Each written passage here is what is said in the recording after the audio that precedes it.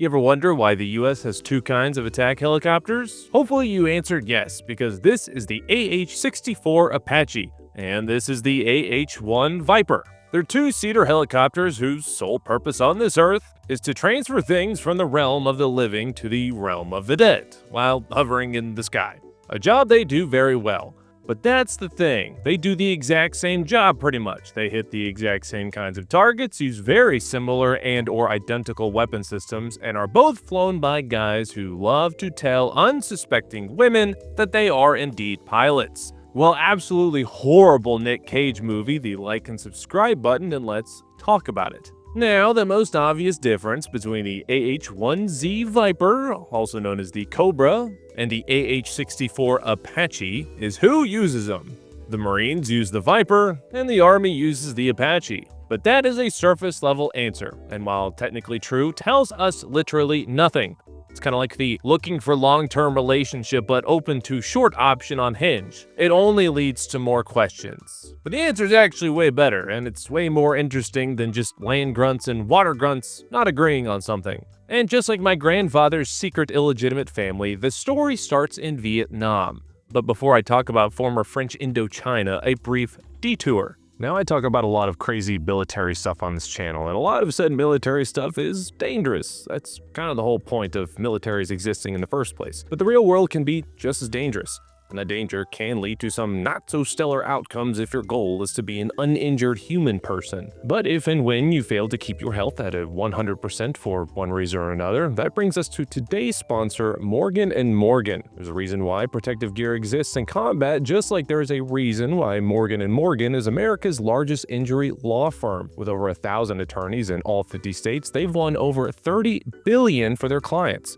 With a track record going back over 35 years, they know a thing or two about fighting for the compensation you deserve. If you have the unfortunate chance to be injured by someone else's negligence, just know that you deserve to be paid, and you only pay if they win your case. So, if you end up working with them, they'll do everything on your behalf to fight for you. If you or someone else you know is dealing with an injury that was someone else's fault, you can check out Morgan & Morgan today by going to forthepeople.com/Taylor. Thank you to Morgan & Morgan today for sponsoring the channel, and now back to the video. In the early 60s, the entire concept of an attack helicopter did not really exist. Helicopters were flying trucks. You used them to haul guys and stuff to an LZ, evacuate people who were bleeding out on said LZ, or move important generals between briefings while avoiding the aforementioned LZs. Eventually, though, Huey gunships started showing their usefulness, but had obvious drawbacks. They were slow, underpowered, and struggled to keep up with the standard slick Hueys carrying the troops they were supposed to be covering. Eventually, Bell, the maker of the Huey, decided to make a dedicated helicopter specifically for providing air cover, and they did that. That helicopter was the AH-1 Cobra, which was first released in theaters back in 1965. This helicopter alone basically invented the entire category of the dedicated helicopter gunship, and for that we are eternally grateful. Fun fact, and something I did not know before I started this video, the Cobra is literally just a Huey fuselage with the cockpit stacked and body made slimmer. And that is now painfully obvious to me if you look at the visual similarities between the two that I have somehow missed my entire life. They use the same engine, transmission, flight controls, rotor blades, and tail booms, just to name a few parts. And that's going to be important later. In fact, when the AH-1 first came out, it was called the Huey Cobra, one word. Glad they just decided on Cobra though. But after Vietnam, both the Army and Marines had already fallen in love with the Cobra, and both decided they wanted more attack helicopters. But they wanted them for two completely different reasons. And those two reasons are the entire ballgame here. This single split made in the late 70s is why today, the United States is still currently flying two completely different attack helicopters in 2026. So if you only remember one thing from this video, remember this part. This part and the inevitable sick burn I make on either your mom or the country of Uzbekistan. I haven't decided which one I'm targeting yet. But around this time, the late 70s, the US remembered that it was still in the Cold War, and they had to prepare to fight dudes in Eastern Europe, not just dudes in rice paddies. For the Marines, that meant returning to a more traditional amphibious-focused fighting. They still wanted the Cobra, but they wanted it to be better suited for launching from a Navy ship, have a bit more design redundancy so that it lowered the risk of pilots having to swim home, and just better performance in areas where the air is salty from the ocean. The Army, on the other hand, looked at this thing and said, "This is great, but it can't kill enough tanks." The entire reason the Army moved away from the Cobra was specifically to kill Russian tanks. Not generic tanks, specifically Russian tanks, specifically in Germany, specifically at one location, the Fulda Gap. And this one location, that one singular assumed scenario, is literally from start to finish why the Apache exists in the first place. In the late 70s and early 80s, the entire United States Army was built around stopping the Soviets if they ever poured through said Fulda Gap, an infamous stretch of West German countryside flanked by two large mountain ranges. Two American corps were dedicated to nothing else. All the tanks, infantry, helicopters, the whole shebang, oriented towards this one specific fight at this one specific location. And in that fight-location combo, the Army calculated that they were going to be massively outnumbered in armor. For every one NATO tank, they expected to see 3 or 4 communist ones. And that meant that whatever helicopter they had to kill a lot of tanks. Fast, in bad weather, day or night, and outside the range of the anti-air missiles that would be backing up said communist tanks. This Cobra could not do that. It was a great close air support helicopter for shooting at trucks and infantry positions in mostly clear daytime weather, but against 1,000 BMPs and 400 T-72s with overlapping anti-aircraft coverage, while in shitty European weather, the Cobra was, in modern Gen Z vernacular, cooked. Cobras use simple optical sights for their weapons, and any kind of night vision style things were either super primitive or just non-existent. The crew had to literally make eye contact with whatever they were shooting at, which greatly limited the pool of potential pilots due to the service members on the autism spectrum not being able to hold eye contact with things. The best thing that this thing had to kill armor was a TOW missile. Now, TOWs are fine for the most part, and we still use them today, but they are optically wire-guided. That's what the OW stands for. Meaning the helicopter has to just sit there as still as it possibly can, while a very slow-moving ATGM meanders its way to a target. The max range on this TOW missile was about 3 kilometers, and while that might sound like a long distance, you need to remember that a T-72 can also shoot 3 kilometers, and their rounds go really fast. Tank crews were and are still trained specifically to take on that kind of threat. And odds are the Cobra is going to get shot down before the TOW can make an impact. It's not that a TOW impact couldn't take out a Soviet tank, it's that it probably wasn't going to get there fast enough. The short and sweet of it was that Cobras were made for Vietnam. Literally. They were lightly armored, quick, and had weapons better tuned for engaging lighter targets like trucks and infantry. Basically, everything Ivan had could have easily shot those birds down. And the Army knew that, so they needed something different. The DoD then started a program called the Advanced Attack Helicopter, or AAH program, looking for something completely new. It needed to be bigger, have twin engines, all-weather day-night sensors, and most importantly, a dedicated long-range anti-tank missile that, unlike the TOW, could kill armor before the armor could kill back. The winner was the Hughes AH-64, which then just became the AH-64. Which became the Apache in 1984. Now this is where my personal interest in this story peaks. This is the part that I think is really interesting and just kind of fun to talk about. Apaches were slower, less agile, required way more maintenance, were 3 times as expensive, and couldn't fly as far as a Cobra could. From that angle, you could say it was several steps backwards of a design. But it wasn't. Those weren't bugs, those were features. That is to say, all those bad things I just said literally didn't matter. See, Europe, both 40 years ago and today, is made up of land.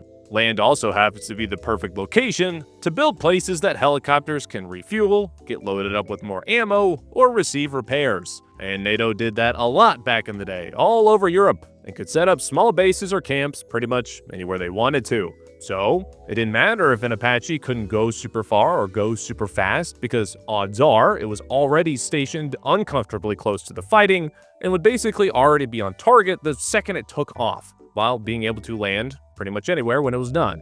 Conversely, the ocean, where Marines tend to spend quite a bit of time, is in fact not made out of land. It is made out of water, meaning that any helicopter the Marines or Navy use would need to have a bit more better gas mileage, or at least go farther on a single tank of gas, so that it can actually make it from one objective to another, because stopping halfway because you're out of fuel between islands means wet socks and helicopter no worky no more. But the bigger differences start to show when you look at how the Apache ended up taking a very different role than the Cobra did when it was in Army service. See, back in Nam, helicopters were used for direct support, getting grunts out of sticky situations, providing protection on flanks, whatever the guys on the ground really needed. In a theoretical war with the Ruskies, though, they would take on a more independent role. You can't really wait for some guy to call in air support to get into the fight when you have thousands of tanks and APCs screaming to the west. Apaches were built around the Army's air-land battle doctrine. And no, I did not forget to put a space there. They made air-land one word, probably for, I don't know, symbolic reasons. Air-land battle emphasized a maneuver defense for the Army, meaning we weren't just gonna sit there and take it, kind of like when my gym teacher, but Apaches were a critical linchpin to that strategy.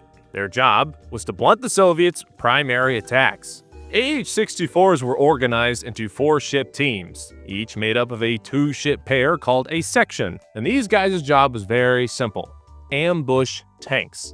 And they would do this by flying nap of the earth, or near as possible, and this meant flying as low as they could get away with, using hills and forests to block sightlines.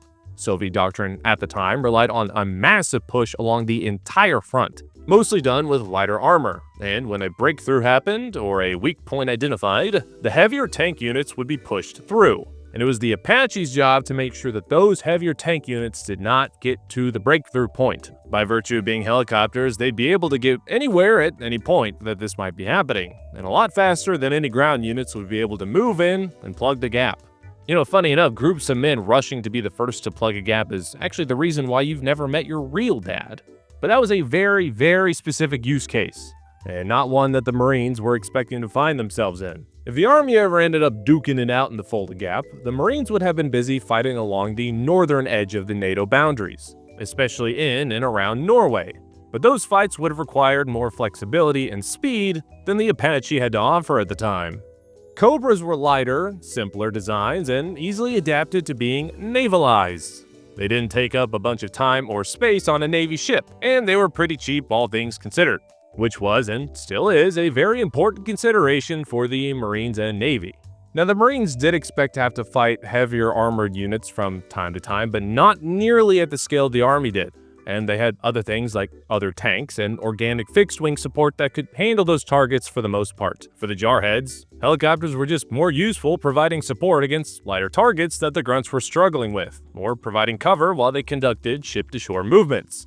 But that's only the first layer to our answer. It tells us why we had different models in the 80s, but not in the 2020s. The Fulda Gap isn't really something we have to worry about anymore, and the difference in capabilities of a modern Cobra and a modern Apache is smaller than ever.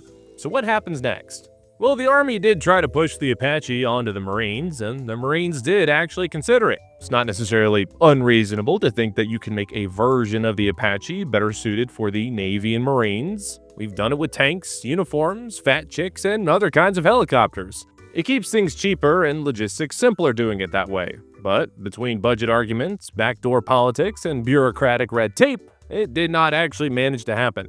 One big issue they could never get over was that Apaches were made by Hughes Aircraft at the time. Hueys and Cobras, the two choppers used by Marines, were made by Bell Helicopter. That meant that Apaches had no parts commonality with Hueys. They used different stuff. You would need totally independent logistics support for both, and spare parts take up a lot of space. Ships do not have a lot of space by nature. So not only would supporting Marine Apaches be more expensive, you wouldn't be able to use a common pool of replacement screws and wires for all your fancy flying machines. This wasn't really an issue for the Army due to not being poor like the Marines and having really all the space they could realistically ever need. The Marines, to this day, still use the Hueys, so still using Cobras also still makes sense from that angle. But both of these helicopters are very, very old. Not that that is unique if you look at the American helicopter fleet. And before you get mad at me, yes, I'm aware that an original AH-1 and an AH-1Z are essentially completely different aircraft that just happen to share a silhouette. So stop typing whatever mean comment you were just doing there. I could feel that you were doing that. But why did we never come up with a design that both could use, like we did with other things? We figured it out with the Black Hawk, so why not an attack helicopter? Well, this is the part of the video where we need to talk about the very different approaches the Army and Marines have when it comes to stuff like this. The Army, traditionally speaking, are the ones that design new things. If a new piece of gear is needed, Army brass push to develop a brand new thing. The Marines, traditionally, do not do that. They either buy and modify whatever the Army just built, or they upgrade what they already have. That's not to say the Army doesn't upgrade things. They do quite a bit, but they're more open and capable of getting new designs than the Devil Dogs are. And no, it's not because Marines went to the School of Hard Knocks and got a degree in common sense while being fluent in sarcasm for you Gen X Facebook vets out there. It's because they're poor and don't have a lot of people. And they're also gay. Generally speaking, the Army needs its helicopters to do more things than the Marines need their helicopters to do. And one of the biggest things in that realm is to serve as a scout. See, back in the day, the Army used the legendary Kiowa for its flying scouts, but the Marines never adopted any kind of helicopter like that. There wasn't really a capability useful to them. Traditionally speaking, Marines don't operate in a large singular area like the Army does, so the need to recon hundreds of miles at once in all directions is more in the nice-to-have category, but not in the mission-critical category. The Army, needing their birds to do more, meant adding more capabilities to new designs, which meant more stuff that can go wrong. And wrong they did go. So buckle up now, because this is where the story starts to get kind of stupid. See, a big reason why we still use two different kinds of attack helicopters is because the Army couldn't manage to build a new one that anyone actually liked. And by that, I mean we have a very long string of spectacular failures in the world of rotary wing design. I won't get into too much into why in this video, but if you want to know the why that is, go check out this other video I made talking about it, like right here. But that first failure that we're going to talk about, though, is the AH-64 Comanche. Think of it as the bastard child of an Apache and an F-117. It was supposed to be a stealth helicopter, meant to counter Russia's increasing ability to pluck birds out of the sky with missiles and radars. Despite this thing being one of the coolest fucking things ever, it was unbelievably expensive. The program went over time and over budget numerous times, and the design, outside of looking really cool, kinda just sucked. If you fully loaded a Comanche with ammo and fuel, it would struggle to take off, even in ideal weather conditions. Plus, with the fall of the Soviet Union, stealth helicopters suddenly made way less sense. These were designed to lean more into the scouting role over the tank buster role. But with things like drones starting to be invented and fielded, the design made no sense to keep around, and the Marines realistically had no use for an expensive scout helicopter that could occasionally do other things. Back in 2005, the Army tried out the Armed Reconnaissance Helicopter, or ARH program, which failed, even though it was just to modify an existing civilian helicopter that was already on the market. This thing was followed by the Armed Aerial Scout program, which didn't even have a platform it focused on. It was literally just a series of very expensive meetings at hotels and convention centers that the Army just kind of let die on the vine. Most recently, in the late 2010s, the Army launched the Future Attack Reconnaissance Aircraft Program, or FARA. Now, this was going to be the real deal. No more half measures. Two finalists, Bell with the 360 Invictus and Sikorsky with the Raider X, both flew, both were sexy, and defense reporters could not stop writing about them. We were finally there. We were going to fix the scout helicopter gap that had been open since the Kiowa got retired.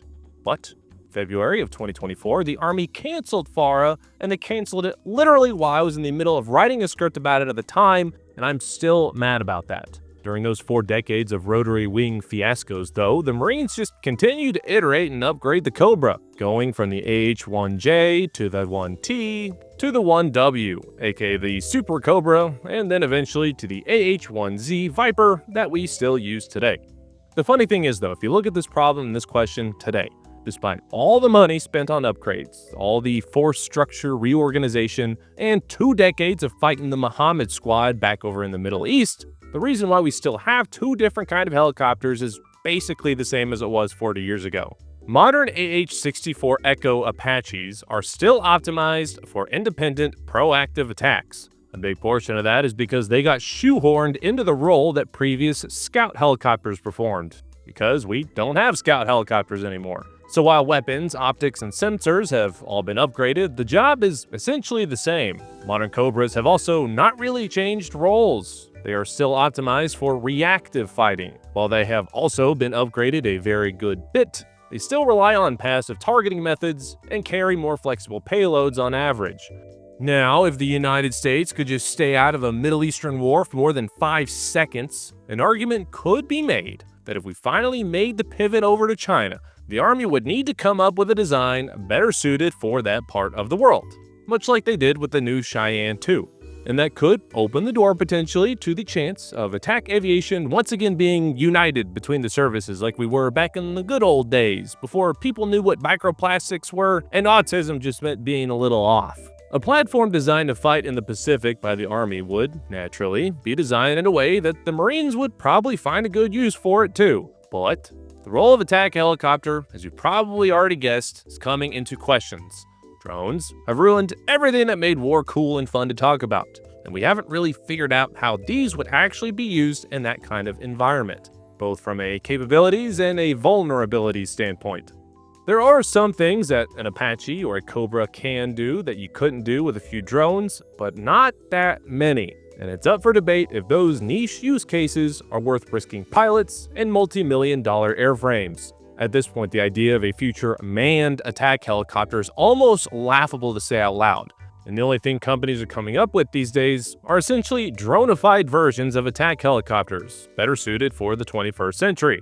So it may be that eventually, yes, the Marines and Army will use the same attack rotary wing design, but it's also looking like their probs won't be a dude in the cockpit, or a cockpit to begin with.